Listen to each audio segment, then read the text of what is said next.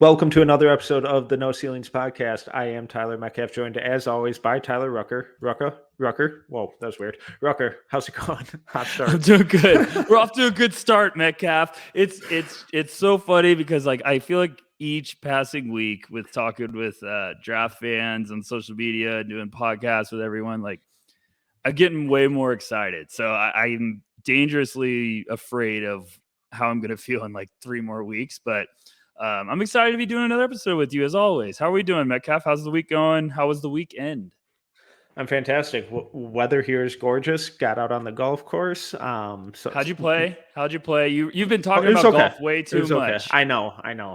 My age is starting to show. I spent my Saturday doing yard work and going to Home Depot and golfing. So, yikes.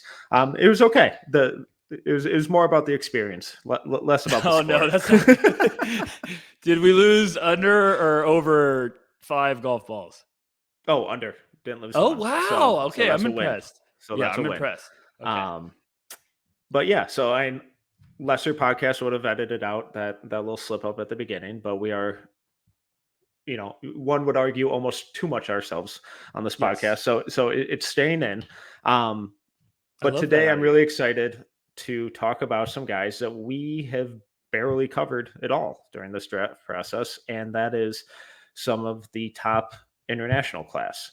So it's, compared to recent years, I would say this international class is a bit of a downer, Right. or at least not as deep, but there are still some home run swings and some interesting talent there. When we think about guys who are getting projected in the first or early second, who really stands out to you out of that group, and who do you kind of want to start out with? I mean, do you want to start with the hotter names, or do you want to just kind of go backwards in, Metcalf? I'm going to throw it right back. I want to go in whatever direction you're feeling. Yeah, but you always make me feel. Exactly. I want to give you the freedom to pick sometimes. Let's do Zhang. Let's do the hot name. I know people are probably locked in and ready to foam at the mouth and listen to it, but you guys got to stay the whole time because we're going to talk about all these guys and it's going to be great. But it is kind of wild.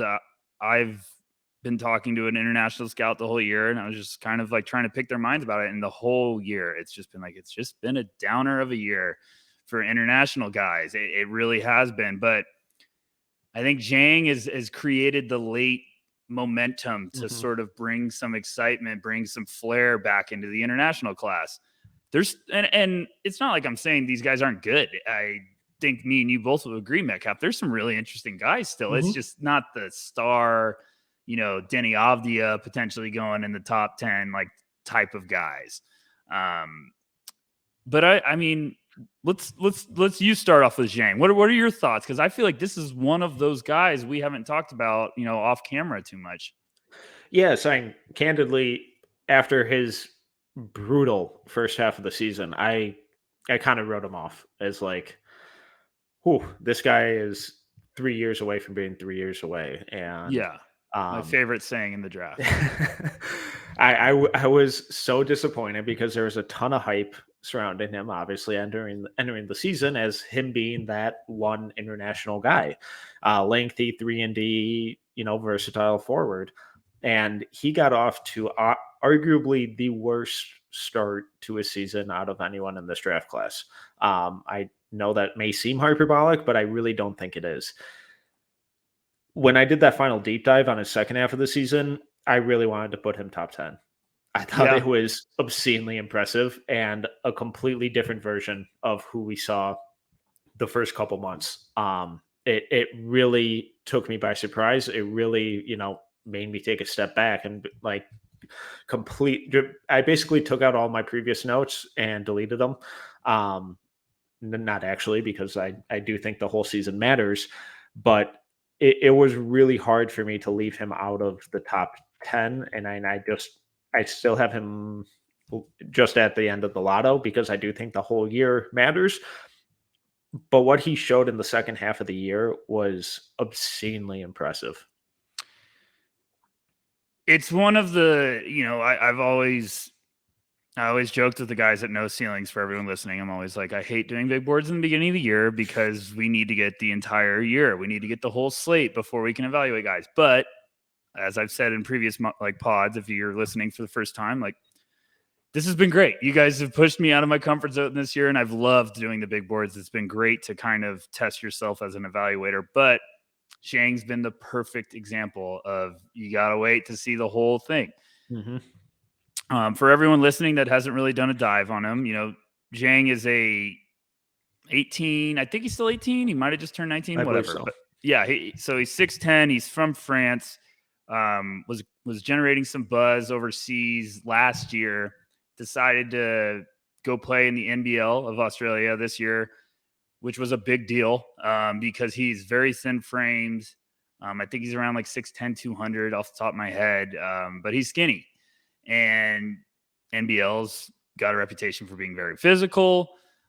So beginning of the year was just an absolute nightmare. It was like I had asked the scout I mentioned before. I was like, well, what were your vibes about Zhang? And he's like, he looks like he's in a lost world. Like he has no idea where he belongs.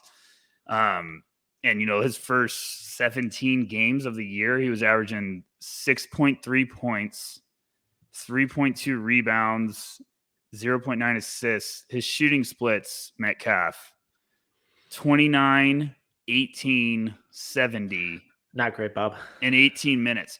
So Metcalf wasn't milking it. It was brutal to watch. It looked like a guy that was just overmatched. He couldn't find any rhythm, couldn't find his groove. But then you go back and you watch, he starts heating up and the confidence starts building. In his last 10 games of the year, he averaged 12.9 points, 3.5 rebounds, 1.1 assists, shooting splits 51, 36, 63. So just complete different player, just all over the place. Just unbelievable how quick the switch flipped. So Zhang, I'm right there with you. When you watch that first sample, I was like, oh boy, we save this for a rainy day. I'll come back to this one because sometimes it just clicks in the middle of the season. And when it clicks, you want to see if that can continue to build. And then you go watch that second half and you're like, whoa, this is something. This is exactly where I understand the hype. So I'm excited because I think someone's going to buy pretty heavy Metcalf. I think this could be the name. Zaire Williams last year just had all of us wanting to fall out of our chair. I think it could be Zhang this year. I think we could be hearing him go somewhere that we're not mentally ready for right now. Yeah, and based on what he showed in the second half of the year, it wouldn't surprise me if he went top 10, because with that length, that rawness, the raw skills that he showed, it's not difficult to convince yourself that you can mold him into something really special. And I think everyone loves the offense with when doing evaluations. So I think starting with his offense is a good place to start as we dive into him. The percentages were, pretty all over the place for the entire season, but I buy the shot long term. I think he's got really good touch, really, consistent mechanics. It looks pretty good. What really stood out to me though was the passing, and not primary playmaker or anything like that, but a guy who can attack the rim and dump it off to a cutter, who can kick it out to the open shooter, who can just identify when the double comes or when the rotation comes and counter it quickly. And that passing was a jump in awareness that really kind of took me off guard. From an offensive standpoint, what stood out to you the most as a positive sign for who he will be going forward? I feel like the shot's beautiful. Yeah. Especially as a catch and shoot guy. Yes. I think that's what really started to maybe shift the confidence was that he was just all of a sudden being like, I can do this. I could be a catch and shoot guy in the corner. And if I hit a couple shots, okay, I belong out here. because it's smooth and Mhm. with that size, it's consistent. He's also got some wiggle that is really impressive for his length and size and frame. He's got some wiggle off the bounce, which he can take some step backs, and he's not afraid if people are right up in his face, and the shot is smooth. The passing really is the cherry on top. Like, there's really special passing and playmaking tools. Like, do you think, I know I'm getting a little hot take, area right now, but do you think he might have like some of the highest playmaking upside in this class? Because I think there's some vision that's just like, whoa. And it's just smooth. It's like off the bounce, over the head, like dimes on a pick and roll. I don't know. He's just a really fascinating prospect that I think if teams look at him as like the percentages and the analytics, they're going to pass him. But I Mhm. think if someone just watches him and sees like what raw potential and what he could do, they're going to fall in love. Like, some team's going to take him and be like, we don't care about the numbers Right. and the analytics because we've seen the growth throughout the year and we see the upside still. Yeah, and so to take a step back towards your playmaking comment or Yeah. question, um, it's tough because I think he's a really good passer, but I don't see like primary guy. But at the same Yeah. time, when you compare him to the rest of the class, this is a class that's pretty bereft of playmaking, and it's not a really impressive playmaking class. So, if we're judging on where guys are now and where they could be 5 years from now, he certainly could be at the very top of the list. And who's grown the most, because the creativity, the vision, the length, the height, that allows for a lot of different passes that most other guys in this class can't make. And I do think the shot's going to fall more consistently as he, continues to age, because like you said, it looks really pretty and he has really good touch on it. So as that continues to grow, as the wiggle and the ball handling continue to grow, combined with the passing, he's just going to be a really difficult assignment for defenders. What worries me a little bit is how little physicality he plays with. And, you know, I, this isn't, oh, he needs to get stronger, because he does, just like every 18-year-old in the history of man besides Jalen Duran. He's skinny and, he needs to bulk up, and I expect he will. But even skinny guys can play through contact and can invite contact, and he doesn't really do that on either end of the floor. Are you worried about that at all with him, what either on offense or defense? For sure. I think that's a big deal when you're evaluating guys. That could prevent guys from really reaching their potential. Because it was a big deal when he announced he was going to leave France and go play in the NBL, because everyone was pointing right at that. They said this is either going to be really big for him or Mhm. this is going to be a rude awakening. Yeah. Um, and I feel like I did episode in the beginning of the year with Nathan on Draft Deeper, and we had Raphael on there, and I was like, "Are you worried about Zhang going to the NBL?" Because we were talking about Zhang or Besson, who we're going to talk about later, and I was like, I feel like Hugo's a better fit for that. I feel like Zhang might have a rude awakening, and it looked exactly like that in the beginning of the year. And I'm not trying to pat myself on the back, but you could just, the thin frame, the way he plays the game, he's not inviting it. It's not like Yeah. another thin guy, Chet. Like, everyone's going to be like, well, Chet's skinny. And it's like, but Chet's mentality and Zhang's mentality are two different worlds, Right. because I would one even guy throw like Bryce McGowan's in that yes. grouping too. And you might be right in the middle. It's like the three stepping stones of the skinny guys.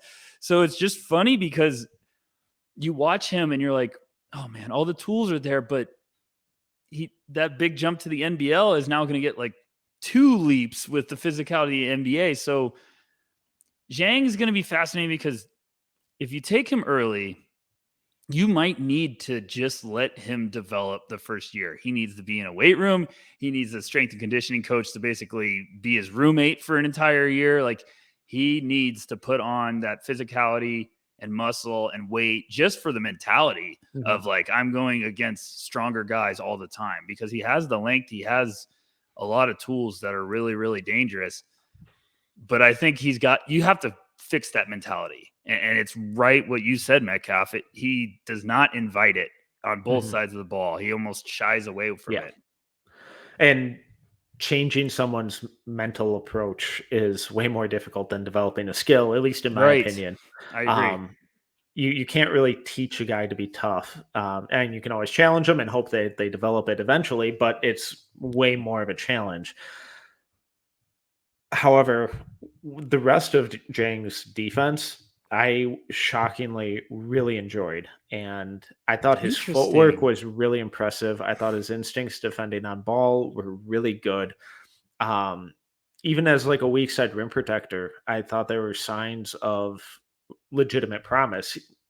There were some rotations he would miss, and he would be like half a step late, but then he has that length to at least kind of get in the way, even though he's not really cutting off a guy.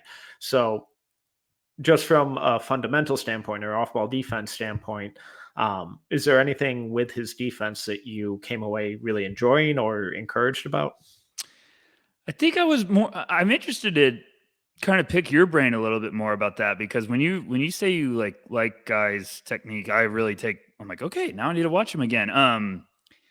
It was encouraging to me, and I don't want this to sound bad when I say this. It was encouraging to me that I wasn't like, that's a glaring weakness. Like, I was just kind of like, okay, everything's solid. Everything looks like there's good potential. I did think he had like some good fundamentals when it came to like closeouts, his feet. Sometimes it looked like he just reacted a little slow, but I think that's fine because it's just a young guy learning rotation, stuff like that. But he had the opportunities and plays and examples where guys blow by him, but you see the catch-up speed where he came and blocked a shot from behind, and then the closing speed he had. I was like, okay, that's where the length and athleticism really makes up. So I found myself more pleasantly, like I was going into it thinking like this is going to be where I fall out of love with him. And then all of a sudden I was like, okay, maybe this isn't as bad as I was like hoping or thinking it was going to be. So I mean, do you think he's going to be all right early on when it comes to like holding his own? Do you think he's going to be one of those more like, once the game clicks with the off ball stuff, he's going to be a weapon? Do you think, like, what's the biggest area you think he needs some improvement right away? Or where do you think he might have some immediate success? Because now I'm trying to remember him as like an on ball defender and stuff like that. And I do feel like I remember him being more, the feet, like you said, keep standing out to me. I feel like I was pleasantly surprised with the feet. Yeah, quickness and fluidity of his hips and his feet was what really stood out to me. What really bothered me was that he didn't really cut off drives. He would just kind of mirror and go with the guy to the rim. And that's where the physicality standpoint or, point we talked about earlier, that's where that comes back into play, because he has all the fundamentals and the technique and the length and the physical gifts to move with guys on the perimeter and cut off their drives and be a quality point of attack defender, at least for wings. But he doesn't get into them. He doesn't kill their drives. And if you're not doing that, then it's like, okay, then you're just kind of being annoying and getting in the way and hoping they miss or hoping you get a block at the rim. And that's a lot less effective than keeping them out of the paint entirely. So it was weird because there'd be so many times where he would flip his hips, go with the guy perfectly and be like, oh, cool, you killed that move. But then he would angle back towards the rim as the guy continued to drive. And it's like, no, you had him like dead to rights, like angle your body differently and kill where this guy's trying to go. And he just didn't do that a lot. And so that bothered me. The weak side, the and off ball stuff, I thought is either perfect or a complete disaster. So when he was playing the low man, I thought that he had some really good weak side rotations and really used his length perfectly to disrupt guys at the rim. But chasing guys off screens or making that tag and recover, that's where I thought it got a little more inconsistent, and he would kind of lose his man when they would relocate. Just typical ball watching stuff that we see from young guys all the time. So I guess to circle back and actually answer your question. I don't think he'll be a good defender early in his career, Right. but he has all the tools to be a really impactful and versatile defender because that size, that length, that fluidity in his hips and feet, we don't get that a ton. And when we do, those guys typically turn out to be really good defenders if he can embrace that physical play, if he can add muscle and be willing to invite contact or initiate contact and kill guys momentum and cut them off before they can really even get going. This is why I love doing this podcast with you so much, because I feel like I have an idea of what I'm trying to say, and then when I hear you talk about it, I'm like, that's exactly what I was thinking. So I remember he has good feet, and I'm Yeah. always like, yes, that you're right there, good hips, way to switch. And when guys drive on him, I'm always like, you could have got there, you could wall him Yeah. off. Like, what's going on? And you see like guys drive by him easily. And sometimes it's just kind of like the coast to see if the big's going to block it. Sometimes he has that fire of like, oh, I'm going to block it from behind. Hmm. But there was just too many times where I was like, wait, he could have walled him off. And now that I'm talking it out with you, I'm like, is that a mentality of I don't want to be physical? Is that a mentality of like, I'm just trying to kind of get him to where my help is? And I found myself a number of times being like, if he just could flip that switch of being like, no, stop, I'm going to stop you here from your drive. And then the next time I have the quickness to get in front of the other one, he could be nasty because he has Yeah. that length. His flips and mobility are impressive enough. But it was just funny because I was like, what am I missing? What am I trying to say? And then you talked and I was like, thank you, Metcalf. That's why I love you. So someone whose defense I was really not frustrated with at all was his teammate Hugo Besson. I thought he was a dog defensively, and I was so impressed with his work rate. Where did you land with his defense? I love Hugo. I will be guilty right now. He's like third on my list of my deep dives coming up, and I'm already prepared that I'm going to watch his entire year again, and I'm going to be like, oh my gosh, I'm in love, because I was just so obsessed with him in the beginning of the year because I was Hmm. like, this is a dog. This guy just plays Yeah. hard, and I love the way he plays. I think some teams can be convinced he could be like a microwave rotation guard, change of pace guard off the bench. I just, defensively, I think he just gives a shit. Yeah. And I think he just wants to battle. He's so competitive. This is even from last year when he was playing in France as well. You could see when you watch Hugo, like the dude has swagger. He is Hmm. feisty. He's not afraid of anyone. He will go toe to toe with anyone. So I think defensively, like, I love the guys that they may never be the Patrick Beverleys or like the Marcus Smarts, like those guys, but they might just be like, I don't care. I'm going to play as hard as I can. Like, those guys who you can deal with because you could coach them because they're going to be Right. motivated to be able to hold their own. So yeah, I like Hugo defensively. I think high effort guys that fight. I feel like Hugo does a good job of like, he works his butt off to get through screens and stuff. Yeah. What about you? What impressed you so much with the defense, Metcalf? I love this episode because I'm trying to feed you now. I'm doing the reverse psychology because I want Metcalf talking more. Um, it was just his give a shit factor, and Yes. it was super high. Um, just with the screen navigation, how he would hound guys, out towards the half court line. Off ball, he would occasionally fall asleep or be a step slow, reacting to his guy running off a screen or something. But the vast majority of it, he was really good at denying the ball, fighting through screens. His screen navigation was really impressive. The quickness of his feet, it wasn't always perfect with how he would slide and occasionally cross, but he was so quick with his movements. It's kind of like how we talked about Johnny Davis, where their work rate and their quickness and athleticism is so high, and their fight to get in the right position is constant on every possession.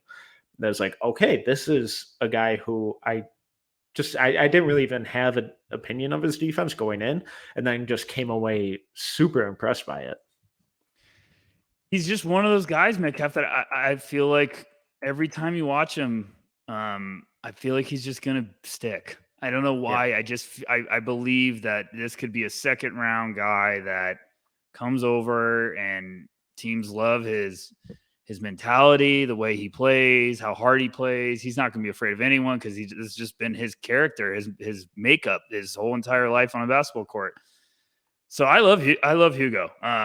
It's kind of why I've saved him for my deep dives because I'm like, I know I'm gonna fall back in love in a hurry, and I'm gonna be playing Careless Whisper in the background while I'm watching film. But I get it, man. I think people are gonna be like, oh, he's a little undersized. What is he? Is he a point guard? Is he a shooting guard? And I'm like, well, maybe he's just a basketball player. Maybe he's just gonna be a dang good piece. So I don't know. I get it. Yeah. So I love that you're giving him the defensive love. I was not expecting that curveball. well, yeah, but your question of what is he leads me into my next Yes. question, and it's basically what is he? Because on offense, I was a little underwhelmed with him when he had the ball in his hand. I think he's a good passer, but I think a lot of his creation is purely straight line stuff. Um, but then I loved the off ball shooting, and that's where I thought he was super deadly. So as an offensive piece, how do you kind of view him? So when you say you're a little underwhelmed with the like him having the ball in his hands, are you just saying as like a playmaker? Um, I didn't think he was like an outstanding playmaker. I thought he was a good passer. Like he takes care of the ball, he makes the right read, he moves it to where it needs to go, but he's not really manipulating the defense. He's not creating space for his guys, attracting gravity. And then just even as a scorer, I didn't think he was that kind of dynamic of a ball handler. And maybe that's where the athleticism, burst, explosiveness, wiggle size kind of all come into play. But it seemed like a lot of his downhill stuff was just kind of predictable, and very straight line without much craft or change of pace. Okay. I was just making sure. I gotta be better about this. So everyone listening that hasn't watched Hugo, he's about 6'3". He was making some buzz last year overseas in France, was potentially going to be like a second round flyer. Kept his name out of the draft. He withdrew. Then he went to go play an NBL with Ousmane Dieng. And he started out the year, he was red hot. He was really Mhm. impressing. He's going to be a little older. He just turned 21 in April. So um, here's my thing with Hugo. I think if you're drafting Hugo, you're getting him to score, and that's going to have to be like if you are a team that's like we need a microwave guard who can just come in and fill up the buckets in a little bit. I think Hugo's that's going to be like his calling card. Like he's going to be holding his hand up, like I got you. That is my bread and butter. Let me do that. He's fascinating because I feel like he's a little bit dangerous in the pick and roll, but mainly as like getting his shots. I feel like he needs screens a lot to kind of get his look. But once he has a really good feel of being like, oh, you're trailing me. I have this easy jumper. Like it's smooth. He has a good shot. I understand. I completely agree with you about like the playmaking. It's not ever going to be his go-to, but he Right, can make the right reads. He can be basic, the vanilla factor, if you want to put right. it that way. I was a little shocked to see like his 3-point shooting because the percentages are a little lower than I thought. I was just looking at his numbers. The last 10 games, he shot 29% from three, which is a little strange because Hugo has like that heat up Yeah, mentality where he hits two jumpers in a row and then all of a sudden Hugo will catch the ball flat footed 6 feet beyond the arc and just be like, thanks, and take it and swish it. Like he has, that's what I love about him. He has that swagger of like, I'm feeling it and there's nothing you can do to stop me. And it's not always like the J.R. Smith pull your hair out shot selection. It's just when he knows he's cooking, he's cooking. So I don't know. I'm fascinated. I feel like he's. Oh gosh, I hate pro comparisons.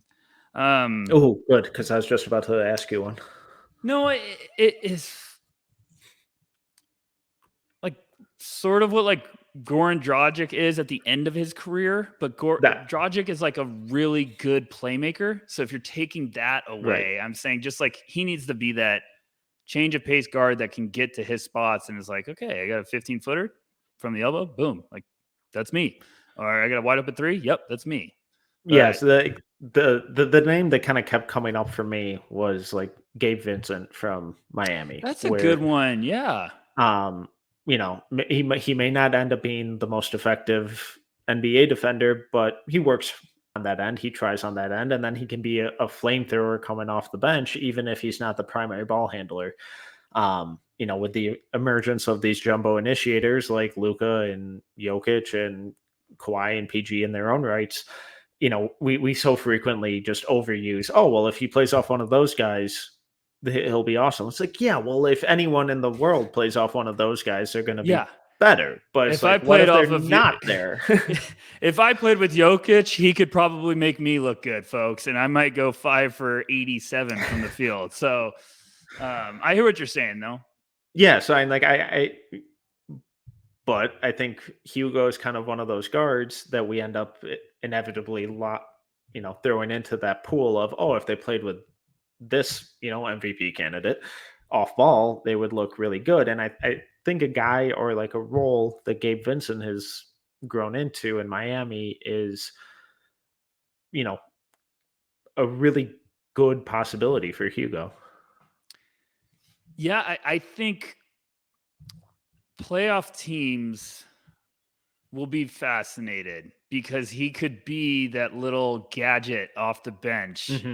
Like beginning of the year when he was heating up, I was like, man, like could Golden State use him? And then now they got Jordan Poole doing all that stuff. So I'm like, okay, maybe not, but maybe they still could be like, okay, he can play with Jordan Poole and just light the world on fire.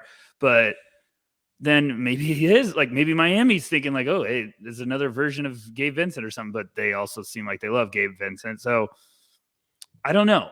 I think he could be a really intriguing option for like a team that's like, we're missing a little bit of firepower in our rotation. And they're not going to be like, okay, we're drafting him to score 12 points a game, but they might be like, hey, this guy can get the job done as a change of pace guard, but he also has the potential to just light up, like, and all of a sudden be, we weren't expecting him to have 15, but he couldn't miss and gave us a big boost. So he was one of those underrated guys that throughout the draft, I'm going to be watching and be like, man, if he lands with an intriguing place, I could see it really like being like, oh, I'm going to watch out because Hugo might on year 2 with that team really cook something up. But what about you? Where do you think, like, where are you at with him? Let's go there. Oh God. So I'm like mid-second round with him. Yeah, I think that's right. Just, I really like him as a player. My only hesitancy is that it feels like there are a lot of those types of players. So how much do I, necessarily want to invest? But I think the talent is obvious, and the fact that he works as hard as he does on both ends of the floor, I just have a soft spot for guys like that, and I just fall in love with really high work rates because I don't think it's something you can teach. And if you're going to give me an uber talented guy who doesn't give a fuck, or just a good player who's going to work their ass off on both ends of the floor every night, like I'd be kind of tempted to take the latter in that scenario because the opportunity for improvement is there. The nightly impact and effort is there. So I think he's one of these guys where he may not grow into a starting point guard like we may have thought at the beginning of the year when he was super hot. But I think he's shown enough that there's definitely a place in the NBA for him for quite some time. Yeah, I agree. I also think there's a chance he gets drafted in the second round and will be like the most dangerous man at Summer League in Las Vegas because he will play his game. He will not be afraid to shoot. And there could be a game where Hugo comes out his first game and Hugo dropped 23. What? Like, what's going on? So he's just one of those. He's a fun guy to watch. He really is. But I'm still fascinated because I got him mid-second too. I already am preparing to watch him again and be like, I could move him up a little. Like, but there's like guys just kind of similar to him. In this, like, I love Iverson Molinar from Mississippi State, and that's just kind of one of those guys where they're different, but they also have the same conversation where you're like, is this a change of pace guy? And me and you are very high on Molinar, I think, but it's just fascinating. It's a weird point guard class this year. And we're going to keep saying that forever, but Hugo might be one of those gadget guys that teams are like, we don't love every other point guard, but this guy could be a worthy roll of the dice. All right. Who do you want to go with next? Jovic, Kamagate, or Procida? I want to save Procida for the end, for the grand finale, because we're going to talk for 4 hours about him. So I'm going to make you wait as long as possible. So you tell me, what do you want to do? You want to get ugly with Jovic, or do you want to go Kamagate? Are we going to France or are we going to Serbia? Let's just rip the Band-Aid off and go with Jovic. Okay, let's do this. Oh boy. Good. Buckle up. Go. Scared. I'm scared. I don't know what to do. I'm scared. And I just watched so much film of him and I don't know what to do. I really want to believe, but I'm really nervous. I can't get over the first step, Metcalf. And it's been bugging me, and I've talked about it to some people. And everyone listening, that's probably like, a diehard, Jovic fan. Shout out Nick at No Ceilings, NBA.com. Plug one, before 40 minutes. I just watch him, and he's 6'10". Here we go. Nikola Jovic is from Serbia. He's 6'10". He's about 205. Has been playing for Mega the last couple of years. He's got talent, folks. He has skills. That I'm not denying that. Like, Jovic is a very, very fun idea. Like, the idea of Jovic is awesome. You can shoot the crap out of the ball, and he knows it, but I can't get over the first step. It's like I feel like I need to go to AA meetings to talk about it. Like, hi, my name's Tyler, and I can't stop fascinating about Nikola Jovic's first step. Because he's 6'10", but he feel like he takes the step of a 6'1" guy. And I know he has like the step back and he has some craftiness with the ball, but I feel like how good is that going to work when you're taking that next leap? So there I'm at. There's my vent. You take it from here. Go. No, I'm in the same boat. It's the ball skills, the talent, the touch. I think all of that is really obvious and really intriguing, especially at his size. I adore the passing. I think he's an incredible passer. We talked about who could be the best playmaker earlier with Dieng. I think Jovic is right in that conversation, and at that size, that's really unique. But I can't get past the athleticism and the lack of it. And I think you said it the best, where the idea of him is fascinating. And I'm worried that it's all theoretical, because theoretically he should be a mismatch nightmare, but he's not, because he doesn't have the strength or physicality to back down guards, and he doesn't have the quickness and explosiveness to blow past bigs. He plays at one speed, and I don't mean that as a compliment. When we frequently talk about, that's a great point, and I did not mean to interrupt you, but that's perfectly said. And anyone that doesn't want to hear it, you need to hear it, because that is spot on. I'm whenever you want to compliment me, interrupt me whenever. But I'm just saying that was perfect. Like, I couldn't agree more with what you just said. Go ahead. So, when we talk about athleticism, there are so many different versions of it. And, a guy who I think is probably maybe similarly athletic or explosive is Jalen Williams from Santa Clara. But the way that Jalen Williams controls pace and changing his pace and uses his strength to leverage and get to his spots, it's night and day compared to what Jovic does. And Jovic is just at that. He's just constantly in second or third gear and doesn't downshift, doesn't upshift. It's the same the entire time. And I think that really limits what he's going to be able to do on ball, because we see non-explosive guys be able to create their own shot and get to the rim all the time. He can't do that. Go ahead. No, you're right. Jovic he is someone driving a sports car that doesn't know how to get past third gear, and they don't downshift ever. They just stay there, and it might even be second gear. It's like, and I'm not talking like when people are listening to this. I'm not saying he can't move up the floor. He can't run the floor. I'm saying he can't use his hesitations to shift and get Right. guys to bite. Like he's very mobile. He gets to that speed and he stays there. And that's what I'm talking about. That first step is like, if you stop the first step, then he's not nowhere to go. So that's why he goes back to the step backs, because he's like, I have to create spacing somehow. But I just wish he had that little bit more shiftiness, that change of gears, because I think that's really important when you're going from international hoops to the next level. Like, you need to make that change because he can run the floor. The playmaking is what keeps me believing. Yes. Like, that's how impressive it is, because if he didn't have that, I'd be like, no, I'm out. But I feel like the playmaking is literally what keeps me just buying stock. But it's just, I just don't know, because there's so many flashes, but I keep the idea, because this is a big thing that happens every draft class is there's a guy everyone fascinates about, and we fascinate about the idea of him, not what we're watching. So we go, whoa, a 6'10", he can shoot. He's got a playmaking.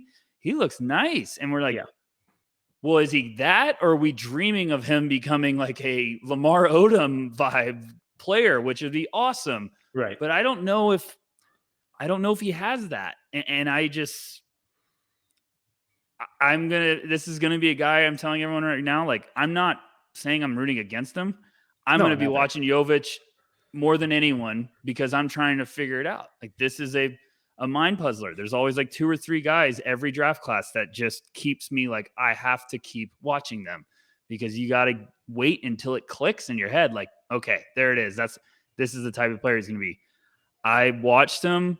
I liked him, and I moved him down like 2 spots or 3 spots. I think I had him at 25 before. I've got him at 28 now. Like, and it's just, if someone has him at 14, I'm like, hey, all power to you. I understand why people are believing in the tools, but I just can't get in there. There's other guys ahead of him that I'd be like, I'm more willing to roll the dice on them. Yeah. And at that size, he's going to be expected to defend at some level. Where did you land with his defense? Just kind of the same boat, where it's you see the flashes, and then I'm like, I want more. I feel like I saw. I'm sorry, guys. I'm trying to process all the film in my head right now.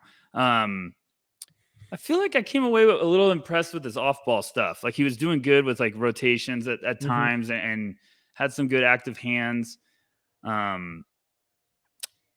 It was just nothing I was going to be like, I'm going to fall in love with that. But I was like, he looks like he's going to be able to be fine. Like, he looks like he understands to be able to stick.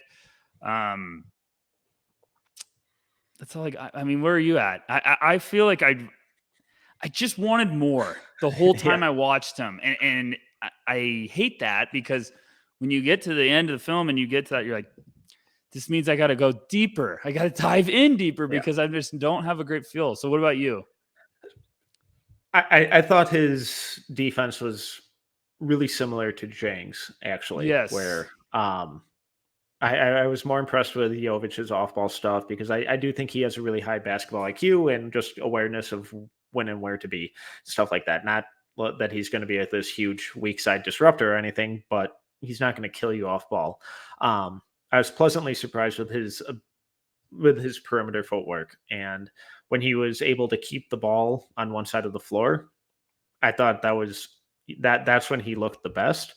But when he was forced to flip his hips, he did the same thing that Dieng does, where he doesn't cut off a guy's drive, but it's even more exaggerated, where if he's shading a guy to Jovic's right and he has to flip his hips back to his left, that left foot drop step is so exaggerated that it goes straight back to the rim, that he's almost panicking that the guy is making him change directions and he's immediately retreating to the rim. This obviously helps him contest at the rim because he does have good length and that stuff. When the guy actually drove all the way, it looked good, but that movement creates so much space that a decent pull-up shooter is going to be able to take two dribbles and knock down, a pretty uncontested 17-footer and just really expose him. Or, even just throw in a hesitation move and get Jovic off balance, and then he's at the rim with ease. So that worried me. And I don't know if it's just a fundamental thing that you can, kind of just coach him up on, if it's a mental thing where he just doesn't want the physicality aspect of it, or if he's just flat out panicking of, oh my God, I have to change directions and I just cannot give up a layup. I mean, I feel now this is just, you're just picking my brain apart tonight. I love it. Now that you mentioned that again, like I do feel like I kept getting to his defense, and every time I saw him, I was like, okay, the feet look nice. And it was the exact same thing you just said. Like when he got attacked, it seemed like he was mentally almost just ready for someone to blow by him. So he was like trying to anticipate and prepare for that, where it's like, if you're doing that at the next level, guys are going to know, I got to take one strong dribble and just take a little step back, and this guy's going to fly by and I'm going to have all this spacing. I just feel like, and it's so weird because like Serbian guys are usually really tough. They're feisty. They want to come after you, and feel like I just kept wanting to. I was like, can you just give me a little more physical like activity, please? Like, but you never know. It could just be this mind's flip that switches. You never know. That's what the fun part about this year is, because you start diving for some intel. You start hearing about who these types of players are, what makes their mind click, what type of mentality they have. Jovic will be one of the ones I'm most fascinated to find out about, but I'm still just convinced that everyone's a little drunk on the idea, and I get the idea, but I still think there's some areas that are a little bit more alarming when it comes to like weaknesses than maybe some imagine. The shooting's awesome. He can shoot the crap out of the ball from deep. And he's got some flashes of really special stuff, but I just still think important areas for him to create are weaknesses, like are alarming signs to me. So I hope I watch another 24 hours of him and I finally am like, okay, I was wrong. But yeah, for now, I will be taking over bets. All right. Well, since you wanted to end on Procida, let's go to Ismael Kamagate. Sorry, just looking for his measurements. Oh my God. There they are. 6'11", 220-pound center, playing for Paris this year. He is athletic, but he also feels super raw. And he's one of these rare, at least this is how I kind of picture him. I would love if you saw something completely different, but I came away much more impressed with his offense and his offensive upside than I necessarily did with his defense.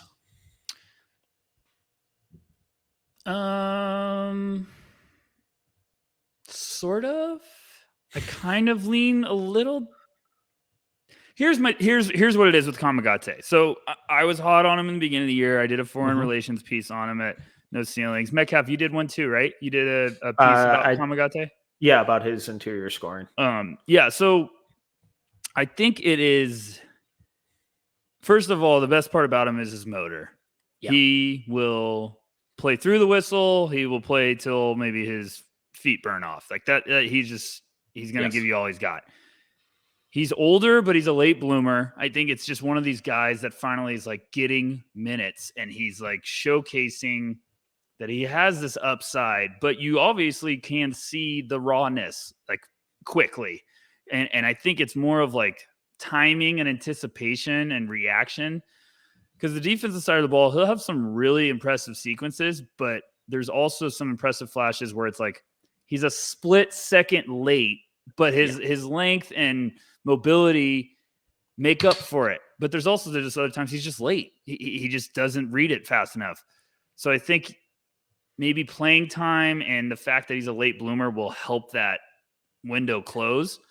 I understand the offensive flashes because like I said, his motor goes crazy. He's got this crazy length. He tries to dunk everything in the world, and I love it. And it's awesome. Like you throw it anywhere around the rim, he's got this freakish length and just good hand, and he just wants to dunk with power. Like he tries to send a message on everything. So I understand what you're saying about the offensive flash is a little better.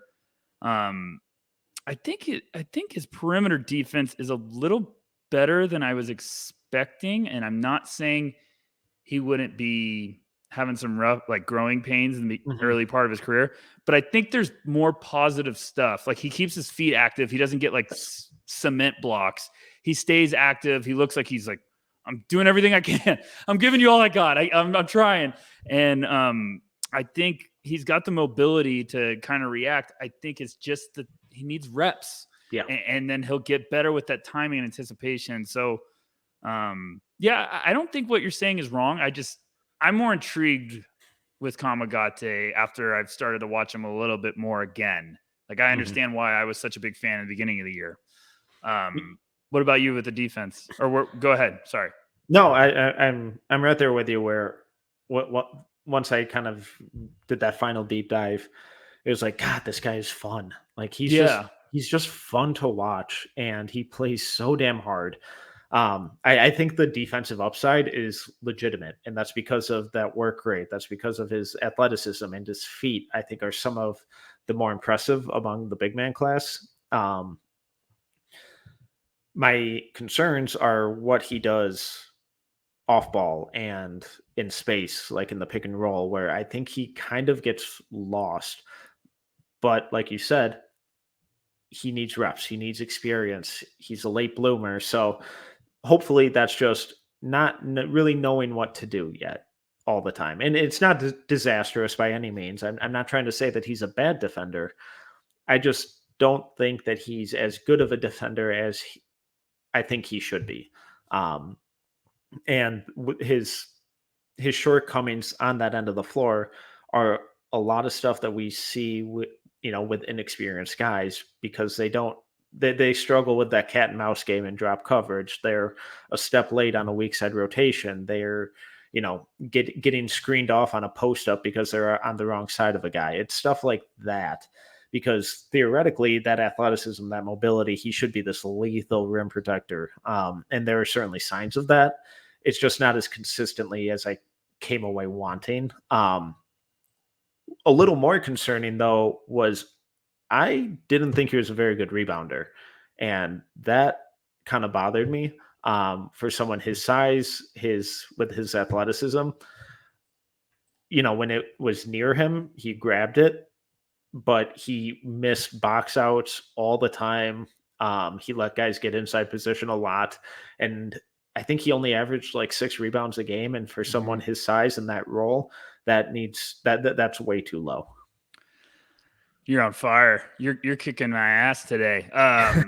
That's a great point. It was one of the things that's bothered me about him, and he's second on my list. I'm about to do a finals on Kamagate. I always try to give the international guys a little more time because their season goes longer than the other guys. So he's second on my list. I'll probably have that this week. But it was one thing when I watched him, I was like, you're high energy, you're all over the place, you have this crazy length. And there's a ton of times where I was like, I need you to be more on the boards. Like, I need you to get after it and be nasty. And he puts back some crazy stuff that you're just like, oh my gosh. Like he's a highlight machine. You get really excited watching Kamagate. Like someone is going to watch Kamagate highlights after they draft him and be like, oh my gosh, we got to steal. It's going to be the Kai Jones effect 2.0. But, the rebounding definitely, because like the box out, I feel like he tries to sometimes do I'm athletic and big, I'll get the ball. And it's like, no, you got to battle. You got to get down there and get ugly about it. Because, I'm looking at his numbers. In 27 minutes this year, he averaged 11.3 points and 6.5 rebounds with 1.6 blocks, 64% from the field and 64% from the free throw line.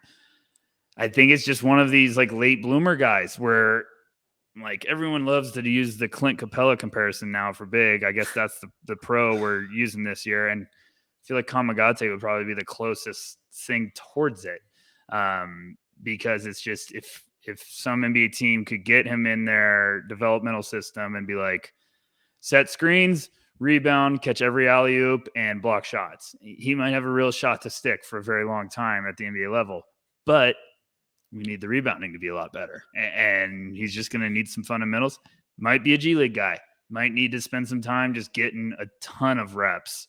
So I like him. I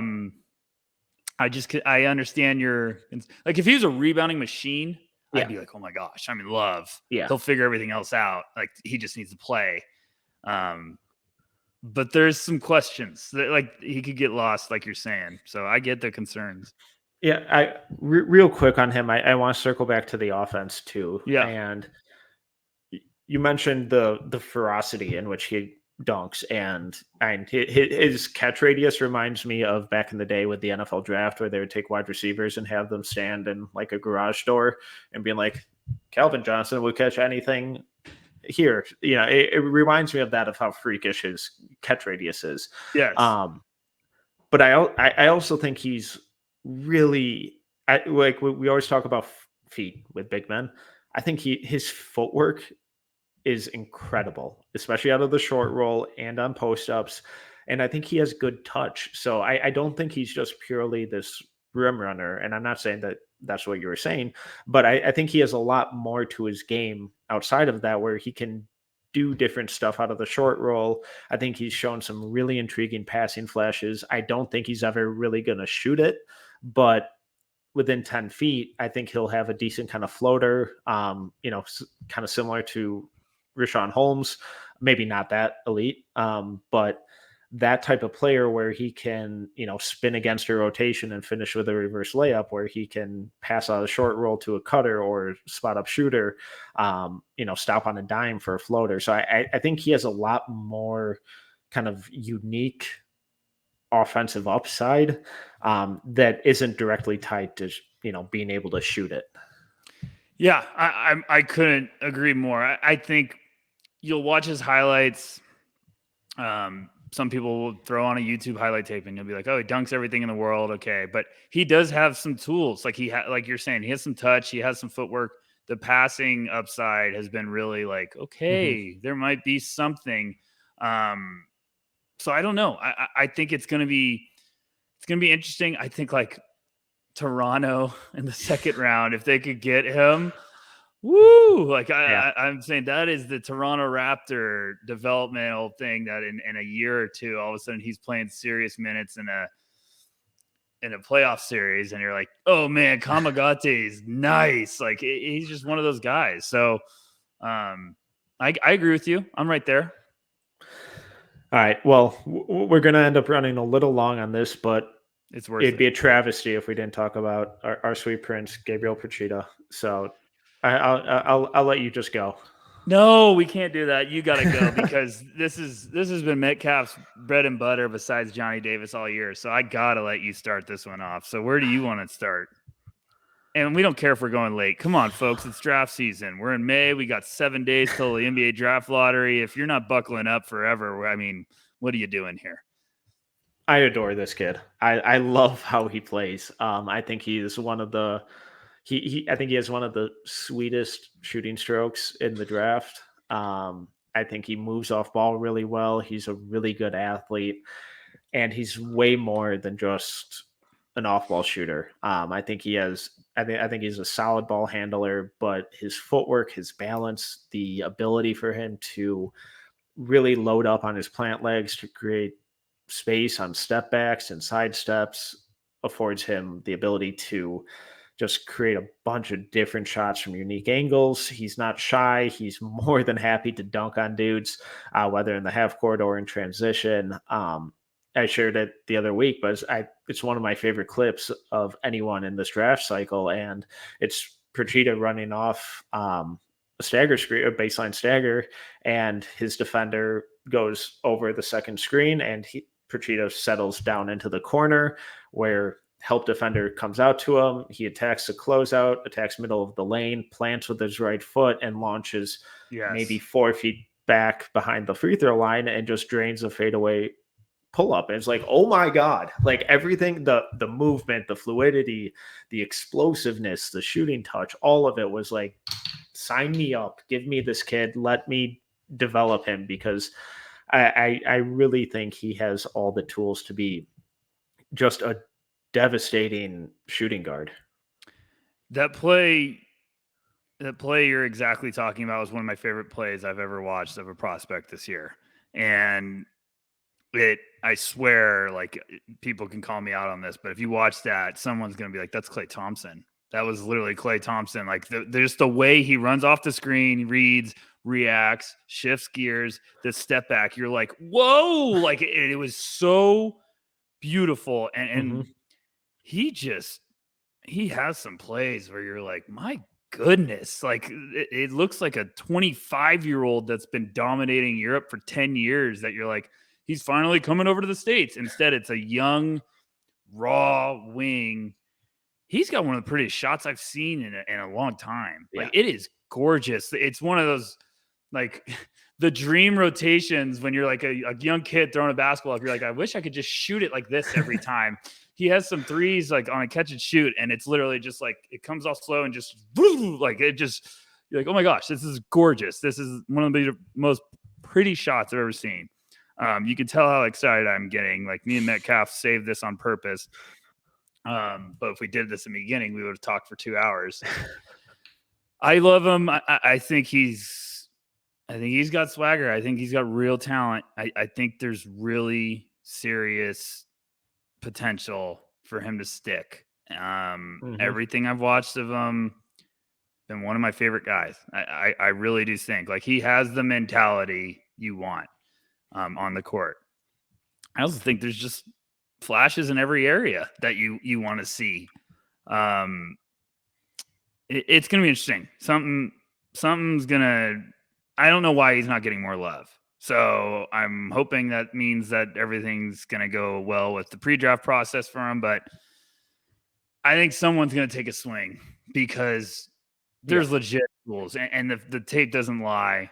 If everything else checks out, I mean, this kid could be a serious rotation asset for a team that is making playoff runs. I really think the world of him. He's just so damn shifty. He's so smooth. So yeah, he's just one of these lethal off-ball shooters that has on-ball creation, and it's guys like Bogdanovic and Desmond Bain, and that type of player that we continually see have huge roles and huge impacts on their rotations.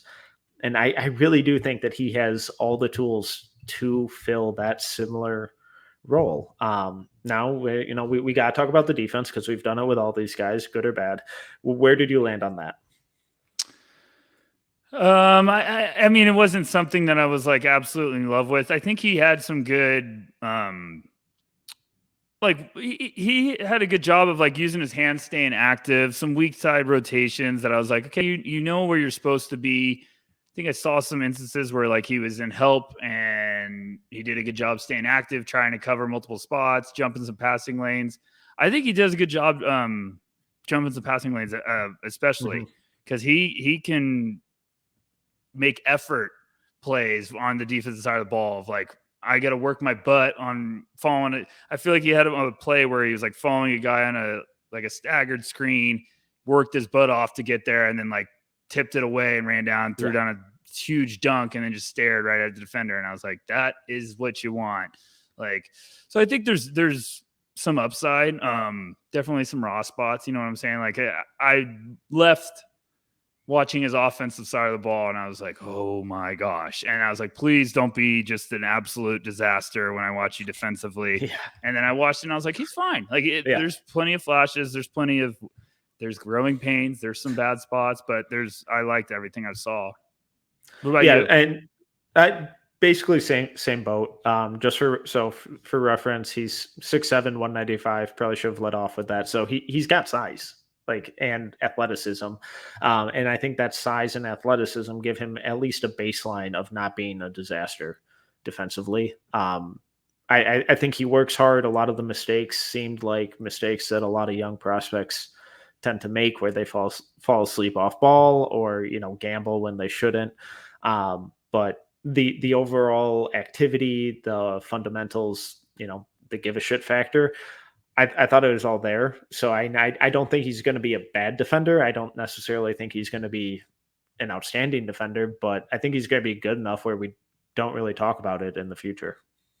Yeah, he's 6'7", 195, and people might think that's skinny, but his 195 is like all muscle. Yeah, he's and like if he gains 15 pounds, he's gonna be an asshole to deal with.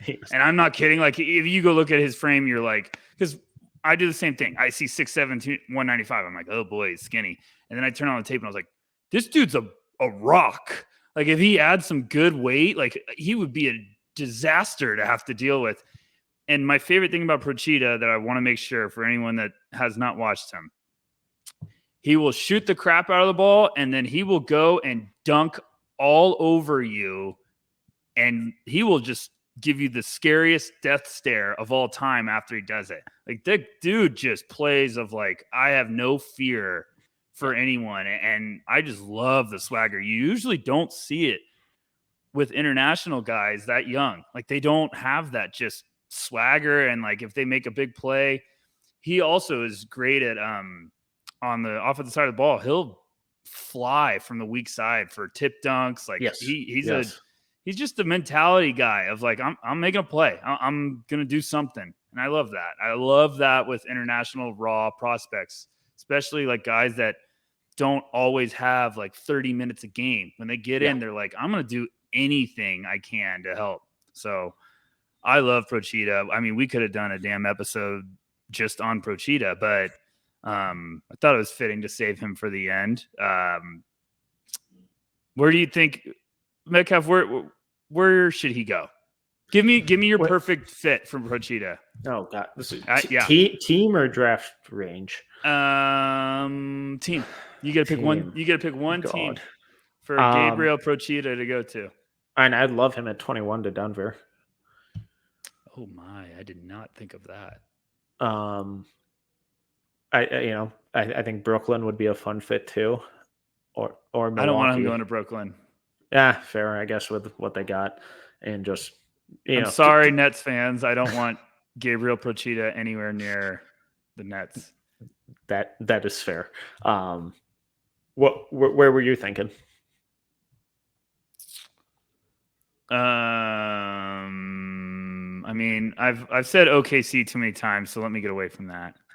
I'm not kidding. I don't mean to be we the North, but I would love him at Toronto. If they got him at 33, Metcalf, Scotty Barnes, Procida. Yes, it's tough for me because I am significantly higher on him than almost anyone in the world. So 21 to Denver is probably way earlier than he would go. But from just a fit standpoint, I think that may be my favorite, with him playing off that Murray Jokic 2-man game, and then the gravity that Michael Porter inevitably generates too. I know where he should go. He's going to go to the Dallas Mavericks, and him and Luka are going to light the world on fire. It's going to be awesome.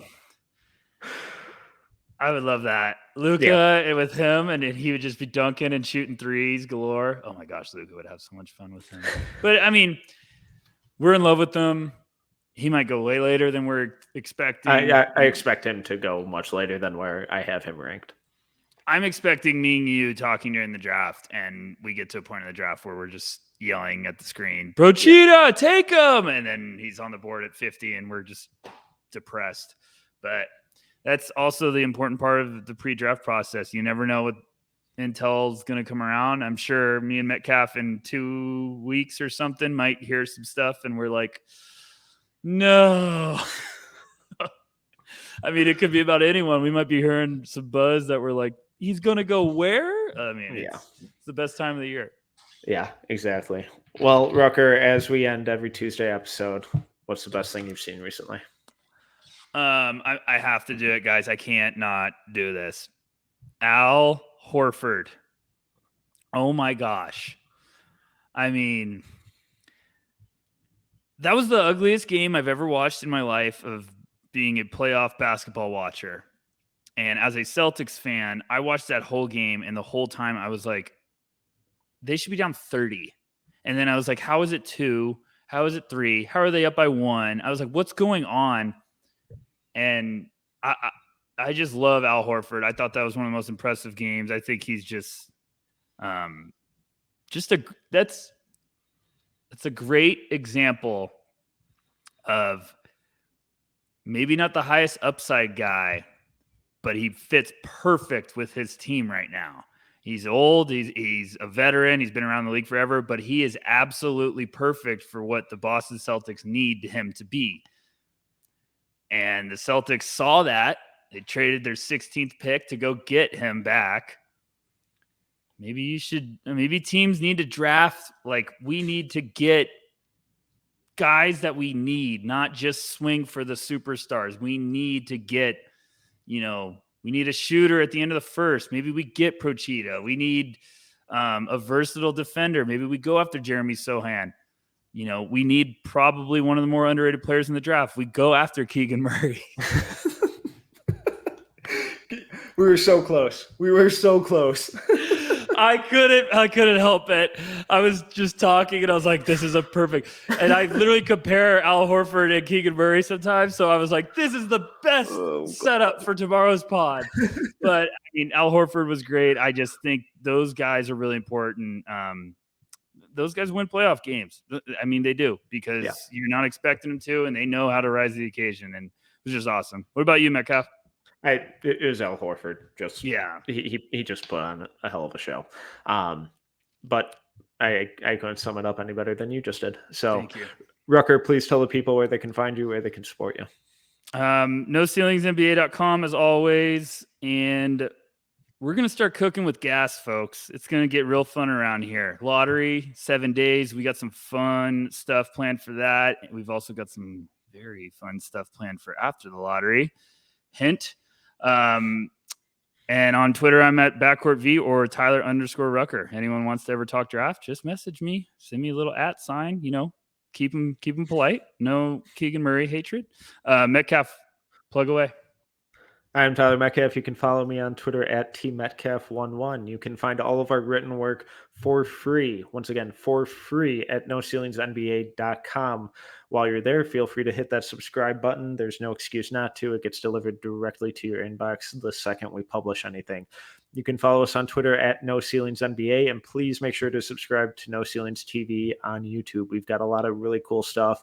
A lot of our finals videos are up that give you a really good overview of these guys' tape and highlight throughout the year.